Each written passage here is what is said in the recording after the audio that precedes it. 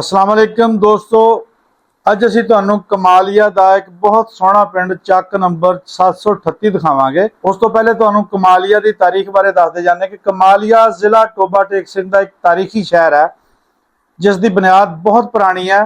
Partition ਤੋਂ ਪਹਿਲੇ ਇਹਨੂੰ ਸੋਨੇ ਦਾ ਸ਼ਹਿਰ ਵੀ ਕਿਹਾ ਜਾਂਦਾ ਸੀ ਕਿਉਂਕਿ ਇਸ ਸ਼ਹਿਰ ਦੇ ਵਿੱਚ ਹਿੰਦੂ ਬਰਾਦਰੀ ਬਹੁਤ ਵੱਡੀ ਗਿਣਤੀ ਵਿੱਚ ਬੈਠੀ ਸੀ ਔਰ ਉਹਨਾਂ ਦਾ ਸੋਨੇ ਦਾ ਕਾਰੋਬਾਰ ਸੀ। ਅੱਜ ਵੀ ਉਹਨਾਂ ਦੀਆਂ ਹਵੇਲੀਆਂ ਆਪਣੀ ਸ਼ਾਨੋ ਸ਼ੌਕਤ ਦੇ ਨਾਲ ਖੜੀਆਂ ਨੇ, लेकिन ਅੱਜ ਕੱਲ ਇਹਦੀ ਪਹਿਚਾਣ ਖੱਦਰ ਦੇ ਹਵਾਲੇ ਨਾਲ ਦੁਨੀਆ 'ਚ ਮੰਨੀ ਜਾਂਦੀ। ਗੋਰਾ ਸਰਕਾਰ ਦੇ ਦੌਰ ਵਿੱਚ ਨਹਿਰਾਂ ਦਾ ਨਿਜ਼ਾਮ ਬਣਨ ਤੋਂ ਬਾਅਦ ਇਹ ਇਲਾਕਾ ਜ਼ਰਖੇਜ਼ ਹੋ ਗਿਆ। ਕਮਾਲੀਆ ਦੀ ਪਹਿਚਾਣ ਅੱਜ ਵੀ ਆਪਣੀ ਜ਼ਰਾਤ, ਸਕਾਫਤ ਤੇ ਪੁਰਅਮਨ ਮਾਹੌਲ ਦੀ ਵਜ੍ਹਾ ਤੋਂ ਜਾਣੀ ਜਾਂਦੀ ਹੈ। ਹੁਣ ਗੱਲ ਕਰਦੇ ਹਾਂ ਚੱਕ ਨੰਬਰ 738 ਦੀ, ਕਿਉਂਕਿ ਕਮਾਲੀਆ ਦੇ ਨਾਲ ਵਾਕਿਆ ਇੱਕ ਨਹਾਇਤ ਸੋਹਣਾ ਤੇ ਸਾਫ਼ ਸੁਥਰਾ ਪਿੰਡ ਹੈ। ਇਹ ਪਿੰਡ ਆਪਣੀ ਖੂਬਸੂਰਤੀ ਦੇ ਨਾਲ-ਨਾਲ ਆਪਣੀ ਤਾਰੀਖ ਕਰਕੇ ਵੀ ਖਾਸ ਅਹਿਮੀਅਤ ਰੱਖਦਾ ਹੈ। 1947 ਦੀ ਤਕਸੀਮ ਤੋਂ ਬਾਅਦ ਜ਼ਿਲ੍ਹਾ ਹੁਸ਼ਿਆਰਪੁਰ ਤੇ ਉਹਨਾਂ ਦੇ ਗੁੱਜਰ ਬਰਾਦਰੀ ਦੇ ਲੋਕ ਹਿਜਰਤ ਕਰਕੇ ਇਸ ਪਿੰਡ 'ਚ ਆ ਕੇ ਵਸੇ। ਉਹਨਾਂ ਨੇ ਆਪਣੀ ਮਿਹਨਤ ਤੇ ਲਗਨ ਨਾਲ ਇਸ ਪਿੰਡ ਨੂੰ ਆਬਾਦ ਕੀਤਾ ਤੇ ਤਰੱਕੀ ਦੀ ਰਾਹ ਤੇ ਲੈ ਆਏ। ਇਸ ਤੋਂ ਇਲਾਵਾ ਇਸ ਪਿੰਡ ਦੀ ਮਕਾਮੀ ਬਰਾਦਰੀ ਦੇ ਨਾਲ-ਨਾਲ ਬਰਸਗੀਰ ਦੀ ਸੁਲਝੀ ਹੋਈ ਕੌਮ ਅਰਾਈ ਬਰਾਦਰੀ ਦੇ ਲੋਕ ਵੀ ਰਹਿੰਦੇ ਨੇ, ਜਿਹੜੇ ਆਪਣੀ ਮਿਹਨਤ ਤੇ ਅਖਲਾਕ ਦੀ ਵਜ੍ਹਾ ਤੋਂ ਜਾਣੇ ਜਾਂਦੇ ਨੇ।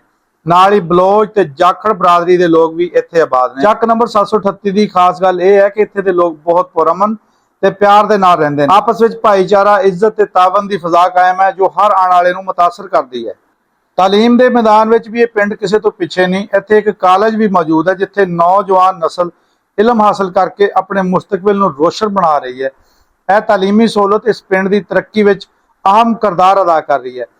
ਇਹ ਪਿੰਡ ਨਾ ਸਿਰਫ ਆਪਣੀ ਤਾਰੀਖ ਬਲਕਿ ਆਪਣੀ ਮੌਜੂਦਾ ਹਾਲਤ ਦੇ ਲਿਹਾਜ਼ ਨਾਲ ਵੀ ਇੱਕ ਮਿਸਾਲੀ ਪਿੰਡ ਹੈ ਜਿੱਥੇ ਰਵਾਇਤ, ਮਿਹਨਤ ਤੇ ਮੁਹੱਬਤ ਇਕੱਠੇ ਨਜ਼ਰ ਆਉਂਦੇ ਨੇ।